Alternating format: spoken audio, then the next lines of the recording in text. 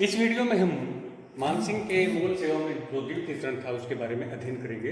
जैसा कि आपको विदित है कि प्रथम चरण के अंतिम दौर में यानी भगवंत दास की मृत्यु हो गई थी, आमिर आ गए थे मानसिंह। वहीं पर 5000 का मनसबदार बनाया गया था, राजा खिताब दिया मानसिंह को। उसके बाद में पुनः ये उड़ीसा बिहार लौटे और बिहार लौटने के बाद में उन्होंने क्या किया, जो वहाँ के हिंदू राजा थे गिरधर के पूर्णमल, इसके साथ खड़गपुर के संग्राम सिंह, इनको परास्त किया। उसके बाद में क्या हुआ, उड़ीसा में शांति व्यवस्था के लिए कार्य करते हैं। तो उड़ीसा में देख लेते हैं,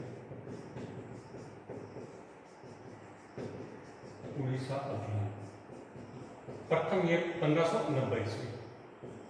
यहाँ पर कतलू खां व उनके पुत्र नासिर खां, इनके नेतृत्व में क्या हो रहा था, निरंतर उपद्रव हो रहा था कतलू खां और नासिर खां के नेतृत्व में।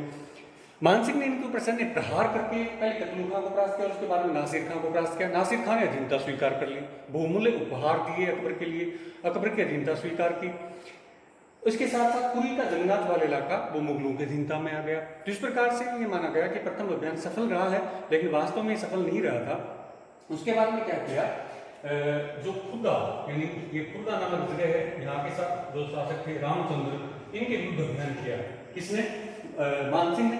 और खुर्दा के राजा रामचंद्र ने अधीनता स्वीकार कर ली। इसके साथ अपनी पुत्री का विवाह भी मानसिंह के साथ करके अपने संबंधों को और ज्यादा प्रगाढ़ कर लिया। तो इस प्रकार से देखा जाए 1590 ईस्वी का ये अभियान पूर्ण रूप से सफल रहा। लेकिन जैसे ही ये वापस लौटे, पुनः ये कतलू खां, नासिर खां के जो अनुयायी थे उनके द्वारा पुनः विद्रोह शुरू कर दिया जाता है, अफगानों के द्वारा पुनः विद्रोह शुरू कर दिया जाता है, पुनः अभियान किया जाता है मानसिंह के द्वारा। तो इस प्रकार से उड़ीसा में निरंतर अफगानों के विद्रोह होते रहे। उसी दौरान क्या हुआ, बंगाल का सूबेदार नियुक्त किया जाता है मानसिंह को। बंगाल का सूबेदार सईद खां के स्थान पे 1594 ईस्वी में 1594 ईस्वी में नियुक्त किए। और किसके स्थान पे नियुक्त किया? सईद खां के स्थान पर नियुक्त किया, क्योंकि बंगाल में निरंतर उपद्रव हो रहे थे ईसा खां और मासूम खां।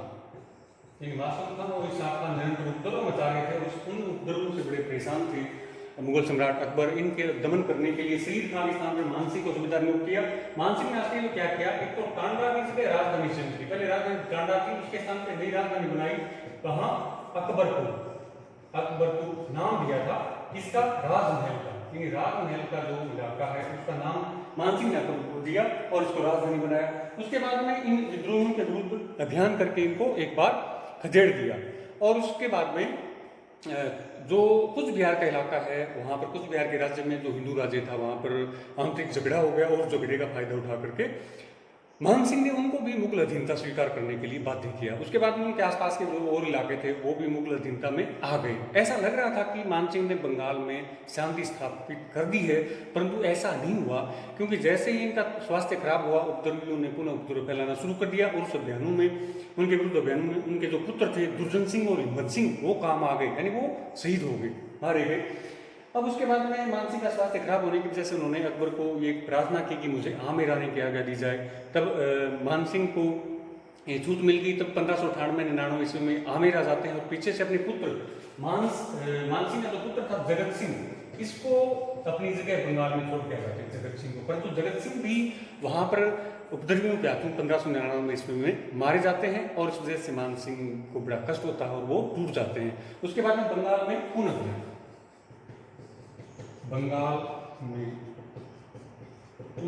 अभियान, यानी हमने देखा कि 1599 ईस्वी में जगत सिंह उपद्रवियों के साथ लड़ते हुए मारे गए।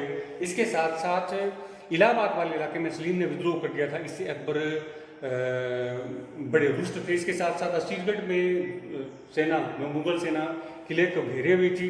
तो सलीम के विद्रोह की वजह से फैली अव्यवस्था का फायदा उठाकर बंगाल के विद्रोहियों ने एक बार पुनः विद्रोह कर दिया। उनके विद्रोह का दमन करने के लिए बंगाल पुनः भेजा गया किसको? मानसिंह को। और मानसिंह ने जाकर के ईसा खां और उनके जो मासूम खां के जो अनुयायी थे सुजा खां के विरुद्ध अभियान किया और सुजा खां को परास्त कर दिया।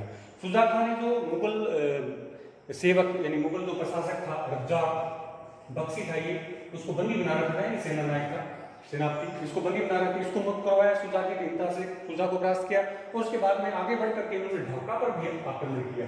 ढाका का जो शासक था उसमें केदार आया। केदार राय के पास क्या, केदार राय ने ये गीता स्वीकार कर ली। जिस प्रकार से ढाकावाद इलाके तक उन्होंने मानसिंह ने आधिपत्य स्थापित किया, लेकिन फिर भी यह इनके अफगानों के विद्रोह होते रहे बंगाल वाले इलाके में। अब क्या देखते हैं, दूसरी ओर आगरा में अकबर का स्वास्थ्य निरंतर गिर जाता है, निरंतर खराब हो जाता है। एक तो सलीम निरंतर विद्रोह व्यवहार कर रहा था इस वजह से, और दूसरा अकबर का जो पुत्र था शहजादा दानियाल, उसकी मृत्यु हो गई थी। तब क्या है, अकबर ने मानसिंह को आगरा बुलाया। तो आगरा आगमन, मानसिंह का आगरा आगमन वह अकबर की मृत्यु, अकबर की मृत्यु 1605 ईस्वी।